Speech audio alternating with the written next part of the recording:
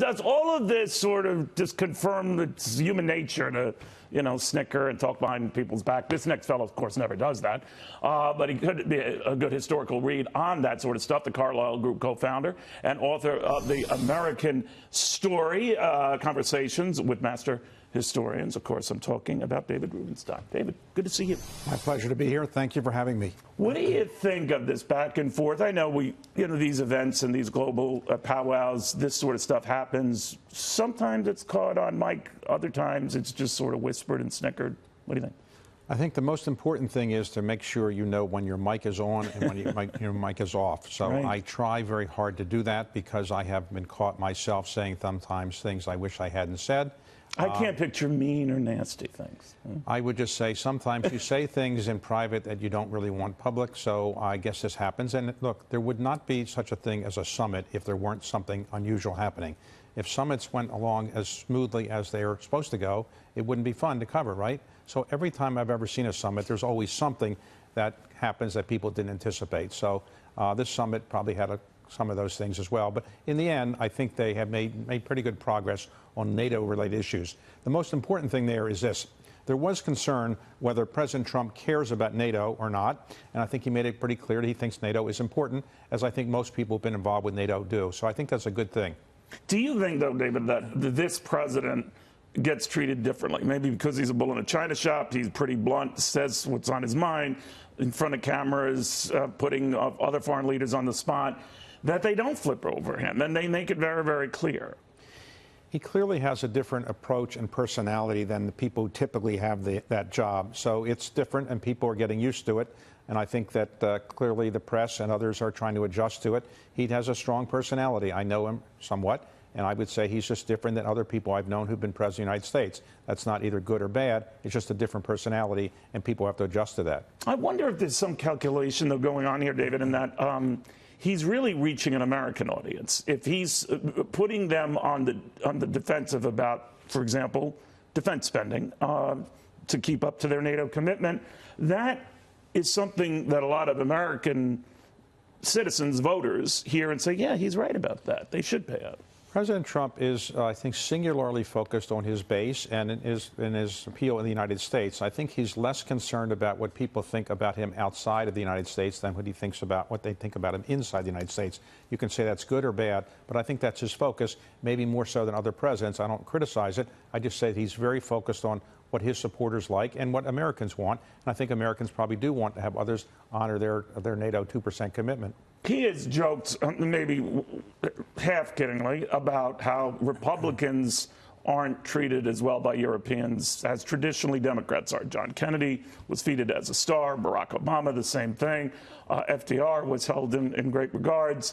Maybe had a little bit of Ronald Reagan that got some of that, but it took some years.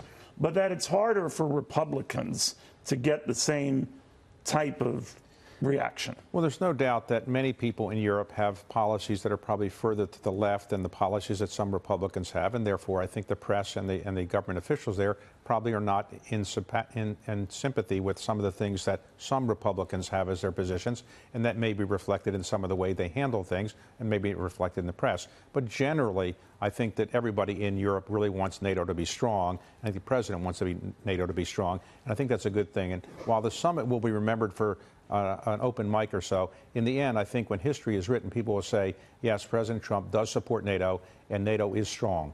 Do you think that because he talks about the $160 billion in increased funding for NATO under his 3 years, that's the message he wanted to pound? Thanks to me getting in your face about paying up, NATO's a lot stronger now. Financially, NATO may be stronger. The issue, of course, is whether, and that's the message I think he wants to get across, and it's a good message. The issue is, what does NATO really do, and what does NATO do if Russia does something that we think is inappropriate? So if Russia were to go further into Ukraine, what does NATO do? If Russia were to invade the Baltic states, what do we do? That's the real issue I think NATO has to face, and I think it's unclear exactly what NATO would do, but hopefully NATO would respond appropriately. You know, when you talk in American Story to all these great historians who've, obviously been at the forefront of covering some people, Carol in the case, covering Lyndon Johnson for better than 4 decades, you learn about how historians appreciate presidents who appreciate history. And I'm wondering how this president fits into that. Well, many presidents have been interested in history, and they've read history books, and they've had historians come in. I don't know if President Trump has done that as much, but other presidents have done so. I think learning what your predecessors did is very important. I think President Trump absorbs information not by reading books so much, but by talking to people. And I think he has talked to other people who are historians about what has happened in previous presidencies, and I think he's benefited from that. There's no doubt when you become President of the United States, you're starting on day one, and you don't have the history of the presidency the way you will after 1 or 2 or 3 years. And the president now is much better, much more knowledgeable about what previous presidents have had to struggle with. Do you look at the backdrop of these impeachment hearings starting in the Judiciary Committee today? That's a pretty alarming backdrop to what's going on right now. It is of concern, of course, to everybody that you have an impeachment process, because whether you think it's appropriate or not, nobody really wants to go through impeachment because it disrupts the government. And maybe it's appropriate, maybe not, but we've only had this 4 times in our country's history. Andrew Johnson, then Richard Nixon, though he ultimately resigned before the process went forward, Bill Clinton, and now we're having one as well, perhaps. So I think it's not a great thing for the country to do. Members of Congress can decide whether it's appropriate or not, but nobody wants to have a system like this where you perpetually are having these kind of impeachment processes. So when this one is resolved one way or the other. The president cynically thinks Democrats do. Some Democrats do. I don't know that anybody really wants to go through an impeachment process. I think what people really want to do is have the government work as well as possible. Now, this may be more political than it should be. In fact, all impeachment processes are political. Andrew Johnson's was political. I think all of them have some politics to it. It's rarely the case in all of the impeachment processes where people of the opposite party or the same party as the president actually get involved and support an impeachment. It has happened, but generally, people of the opposition party are the ones who tend to support the impeachment process. Let me flip around, talk about your Carlyle expertise, your financial expertise. Of course, it's made you a multi-billionaire. This notion that the markets, and the president constantly pounds them, are inexplicably linked to presidential performance. That when they were down, they didn't benefit Jimmy Carter. They didn't benefit Herbert Hoover. When they were up, they certainly benefited Bill Clinton through impeachment, Ronald Reagan. And I'm just wondering if his fixation on these markets is because he knows a little bit about history here, that it's a nice wind to have at your back. One of the things that I think all presidents recognize is that presidents who are running for re-election in recessions do not tend to get re-elected. Right. The last one who got re-elected was William McKinley in 1900.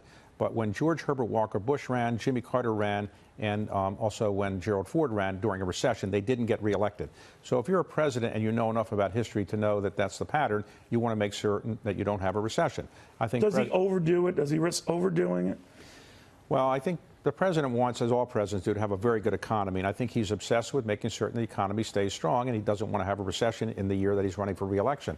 So I think all presidents want that. Some presidents aren't able to prevent that. I worked in the White House for Jimmy Carter, and we obviously didn't want a recession, but we had one. And George Herbert Walker Bush was perceived as having a recession. It turned out it really wasn't a recession. Yeah, it was just turning around. Right. But a little too late for people to notice. He didn't really get the benefit of it, unfortunately, from his point of view. But I think President Trump, I can't speak for him, but my impression would be that he recognizes if he's in a recession, it's not going to be great for a re-election. But if he's not in a recession, I think his chances of getting re-elected are reasonably good. Do you think a China trade deal would sort of ice the deal here? Because the president seemed to throw cold water on that by saying that, we might not get a deal until after the election. Because that would rattle markets, did yesterday, a little less so today. My view is that there will be a deal. I don't have any inside information. I can't speak for the administration.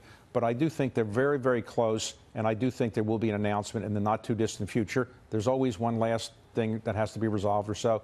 I was in China recently. I did have a meeting with many other people as well, with Xi Jinping, and I think I had a sense out of that there's something that's going to get done. It won't solve all of our problems. It'll be a phase 1, and when phase 2 will come, we don't know. But I'd be very surprised if the president would want to go into a re-election with this overhanging him.